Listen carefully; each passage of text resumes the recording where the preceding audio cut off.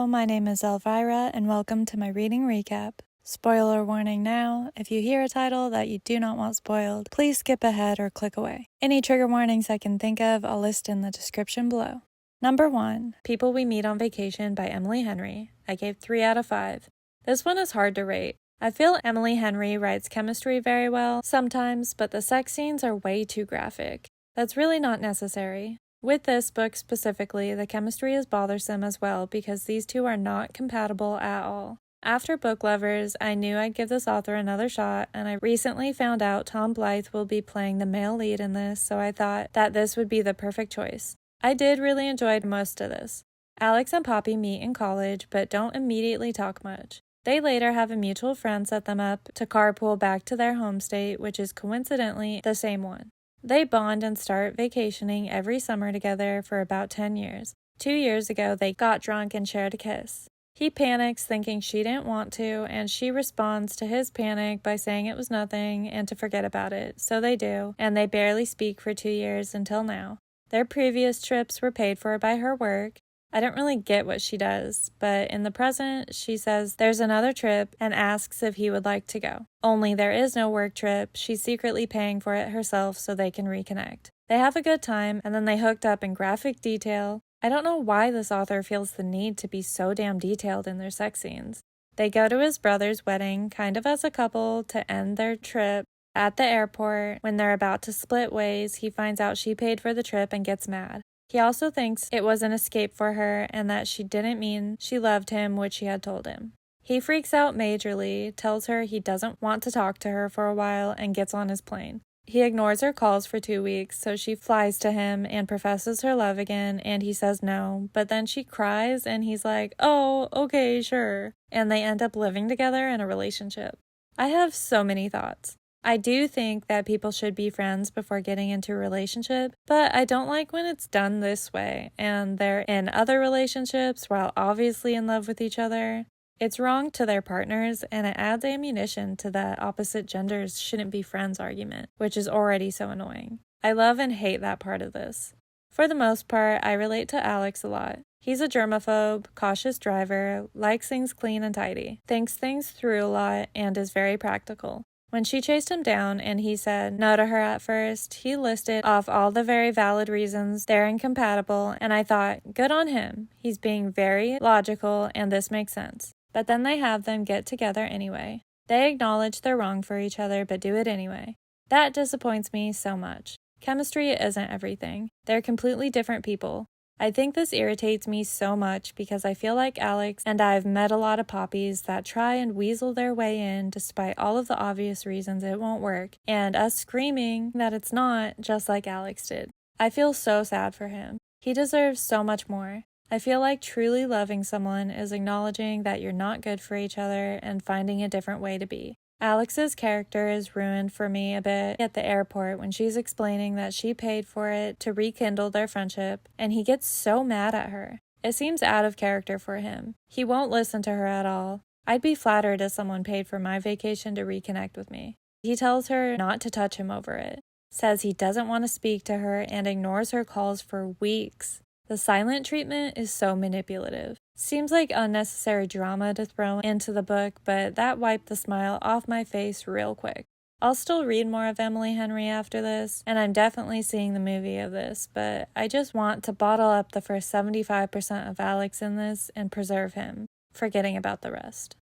Number 8, My Vampire Plus One by Jenna Levine. I gave 2.5 out of 5. This is the sequel to My Roommate is a Vampire, where Cassie rooms with a stranger, Frederick, to save on rent, and they fall in love even though he's a vampire. Here, Amelia and Reginald run into each other on the street. Literally run into each other. He's frantic and asks if she'll fake a conversation with him to help divert people who are following him. I would 100% assume this was a line. She reluctantly plays along, and they part ways with him, saying he owes her. Later, while talking to her family, she's told she gets a +1 to a wedding, and she says, oh yay, I'll bring my boyfriend, who doesn't exist. She's discussing her dilemma and plans of finding a fake boyfriend with a friend at a shop when she sees Reginald outside, so she approaches him and cashes in on the favor he owes her and asks him to be her fake boyfriend. I know fake boyfriends are always gonna become real boyfriends in books and movies, but I still love the trope. He agrees and they start going to family events.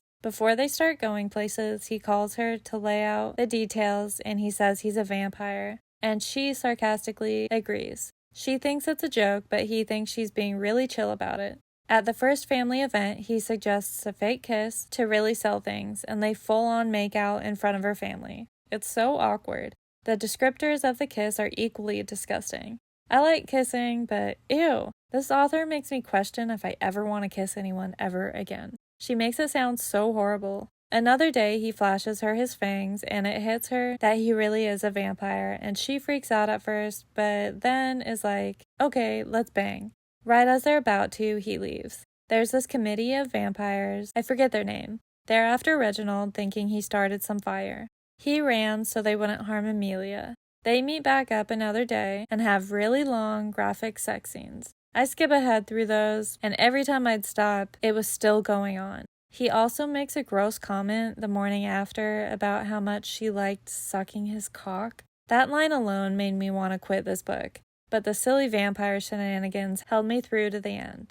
Amelia realizes Reginald is friends with Frederick, who is dating someone she knows, Cassie. Cassie also decides to turn into a vampire and does so. Amelia and Reginald go to her family's wedding, and while they're there, they talk about what a forever with each other could be like, and he calls himself her boyfriend. These books are so silly and fun, but I think I will be avoiding this author in the future if I remember to. The sex scenes are way too graphic for me. I already made the exception with continuing to read Emily Henry right now. I don't need to add another porn author to my list. I still need to finish Sarah J. Maas. If you skip through the porn though, it's actually a good and funny book. Number 9, Funny Story by Emily Henry. I gave 3 out of 5.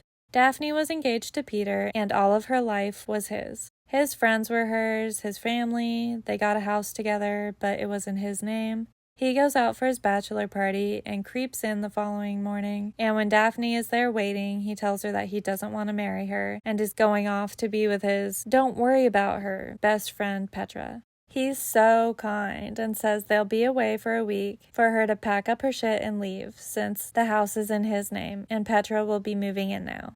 At this point, I was hating the book, but here I started loving it. Petra also had an annoying boyfriend, Miles, who shows up after hearing the news, and Daphne asks if she can move in with him. They get invites to Petra and Peter's wedding, which is immediately scheduled, and Daphne panics and tells Peter that she's going with her boyfriend, Miles. Her and Miles agree to fake a relationship as revenge towards their exes.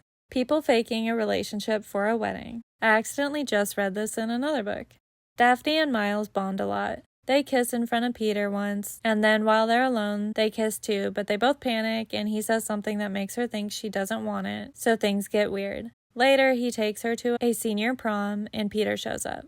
Miles kisses Daphne in front of him, and she runs outside and has a meltdown thinking he doesn't want this, and it's too confusing for her, so he kisses her, and they make out in the car. His sister shows up out of the blue to come live with him, and Daphne's dad and new wife show up too. Her dad ups and leaves without telling her, disappointing her. She becomes besties with Ashley, a girl from work. Their friendship is super cute. Things with Miles are pretty consistent. It was to the point that I was getting butterflies reading this, but someone called an exterminator because the rest of this book gave me anxiety, and 2 times speed wasn't ripping the band-aid off fast enough for me. Daphne spaces and stands up Ashley on her birthday to help her paint, much like Lorelai does to Luke. Miles is supposed to pick up Daphne from work, but doesn't show up and gets all sketchy and weird, just saying, "Sorry, something came up." She always repeats that you don't need to explain yourself, but I disagree. Explain yourself, damn it. Things wouldn't have been as bad if he had. I always explain everything to everyone. People deserve to know why things are happening to them. Miles doesn't come home that night, and Daphne is a trooper and makes it into work regardless. When she realizes she missed Ashley's birthday, she brings in snacks and tries to apologize, but Ashley gives her the cold shoulder. Understandable. Blowing someone off is one thing, but on her birthday with no call? Yikes. Peter shows up and says he and Petra broke up and that he's stupid and only wants Daphne.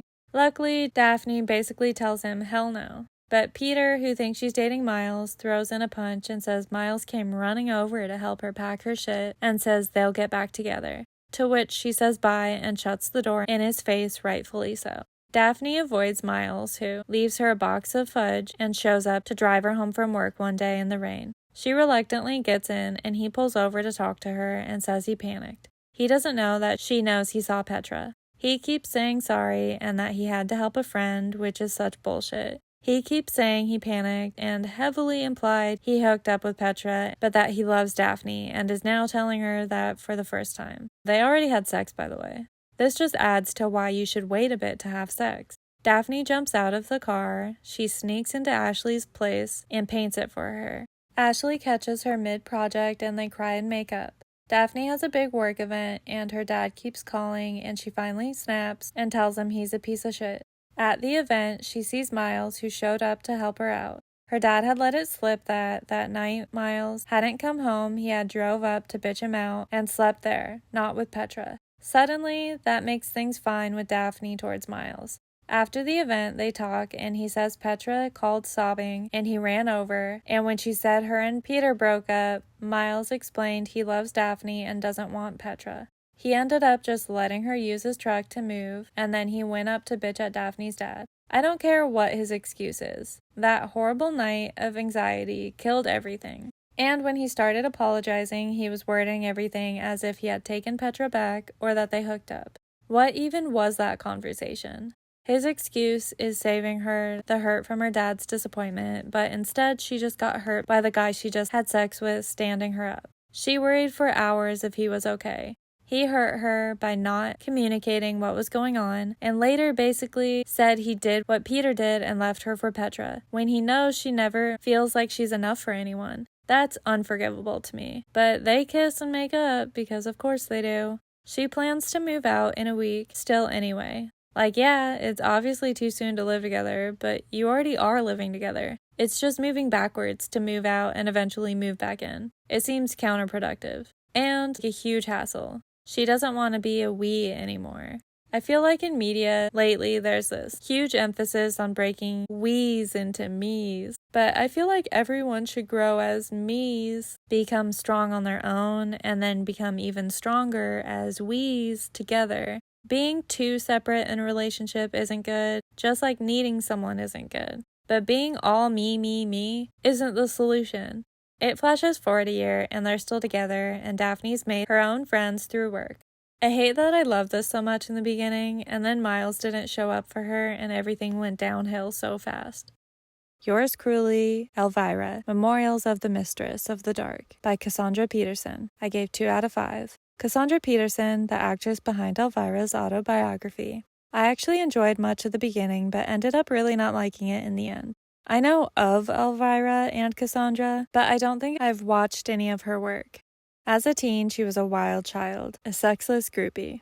It was interesting to hear about her being such a fangirl, knowing that now she has her own fans. She went on to do a Vegas show until Elvis told her she should sing, so then she did that, and kept auditioning for acting until she got Elvira. There's a line in this that hit home for me. She says, "It's great to grow up feeling like you're being hunted. Right, girls?" Such a funny way to capture the sad reality of women. As for what I didn't like, I was recommended this after expressing a frustration with sex and bad animal things in everything I try to read lately, so this was suggested to me. I'm concerned with this person's cognitive functions now because this book is littered with both of those, including dedicated chapters on each. There's even a chapter on sexual assault, including a fully detailed rape scene that I could have lived without. This book isn't for the faint of heart. So much sexual assault, abuse, hurt animals. She witnessed a murder. It's definitely a lot, especially who's not even very familiar with her work. I do not recommend unless you skip some chapters. Number 5, Happy Place by Emily Henry. I gave 1 out of 5. My least favorite of Emily's books. A group of friends all go to the vacation house they always go to, and one of them tells everyone that it'll be the last trip there because their dad is selling the place. The main couple broke up 5 months ago, but they pretend to be together since everyone else is announcing their weddings, and one of the weddings is during their trip. Everything falls apart though, because of course it does. Turns out the guy had broken up with the girl, assuming she'd be happier, which is already so annoying. Don't tell people how they feel. They seemingly hate each other, but also love each other during the trip, and keep accidentally kissing. After he says he loves her, wants her to be happy, she says she wants to move to Montana and be with him, and he turns her down. He's seriously fucking with her feelings, while also being like, oh, I make a ton of money now. There's a part where she says he has to buy her dinner first, and he tells her to buy him a hot dog, and he'll give her the best night of her life. Disgusting. In another part, she's clearly upset and wants to talk, and he says, we can talk, or I can go fuck you in the car. Ugh. Just talk to her, you fucking asshole. I hate this guy. They also both keep saying, mostly him, that they aren't friends and never were friends, never will be friends, and never want to be friends. That's your problem right there. You gotta be friends to have a good relationship. Later, it's revealed 2 of the friends knew they were broken up, and another reason for the trip was a creepy way to force them back together. Forcing a broken up couple who's struggling as bad as these 2 are in a room with no privacy is just abuse. It's fucked up. The orchestrator of the plan starts yelling at everyone, saying she has to control them all. She even paid and scheduled for them all to get matching tattoos when it's not only friendship tattoos, when she knows the whole group is falling apart, but it's also 3 different couples, which is even more sketchy, and she knows that one of the couples is broken up. This girl is psychotic. One couple gets married in the drama regardless. The friend group stays together and the main couple gets back together, and she goes to Montana after all. This book was a disappointment. Number 6, Among the Beasts and Briars by Ashley Poston. I gave 3 out of 5. I listened to the audiobook and I've already forgotten name pronunciation, so I'm going to be vague here. The main girl can grow flowers with her blood. She saves a fox and somehow he turns human and they fall for each other. It's a bit silly, like middle school level reading, but it was fun enough. I was entertained. Number 7, Fables, Volume 2, Animal Farm by Bill Willingham and Mark Buckingham. I gave 2 out of 5. It took me 10 months to finish this, so I think it's safe to say that it's not one of my favorite series. Fables is a graphic novel series where they twist classic fairy tales. In this one, Snow White's sister, Rose Red, keeps trying to kill her because she gets all of the attention and it's not fair. I like the concept of this series, but the execution doesn't seem to do it for me. A lot of animals die, and it gets annoying. For instance, Goldilocks is political, annoying, and never shuts up. I might continue the series, but not anytime soon. Number 8, Cher, the Memoir, Part 1 by Cher. I gave 0.5 out of 5. I found myself more traumatized than entertained while reading. Think of every trigger you can, and this probably has it.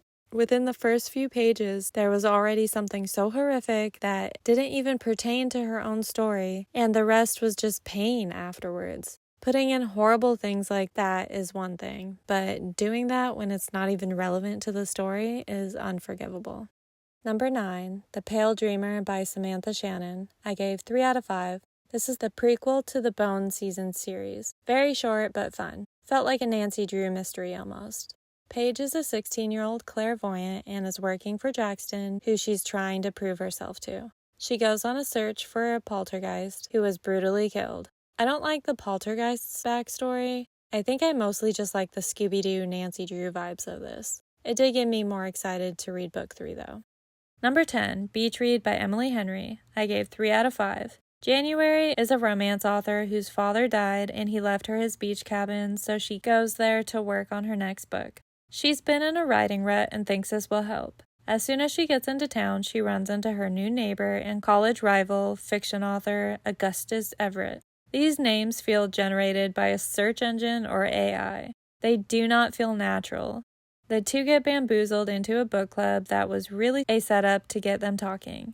In college, Gus had a bunch of month-long flings, nothing serious, and January hated him. She hated him more when they were both published and her books were always labeled as women's fiction, whereas his books were just fiction, which is a good point, but also not his fault. In college, they were dancing and kissing on each other at a party once, and that was that. In the present, they make a bet on who can write the other person's genre best. He has to write a happy ending, and she has to write a sad one. They spend their weekdays writing, and their weekends helping each other research their new genres. They bond a lot in this time and hook up. Immediately after, like still naked after, he gets a call and tells her to leave. They still do their plans later, but he's all weird, like, only come if you want to, and she asks if he wants her to, and he repeats, only if you want to. Just say you want her to come if you want her to come. She obviously only wants to go there if he wants her there, and he's being a dick about it and not giving her a straight answer.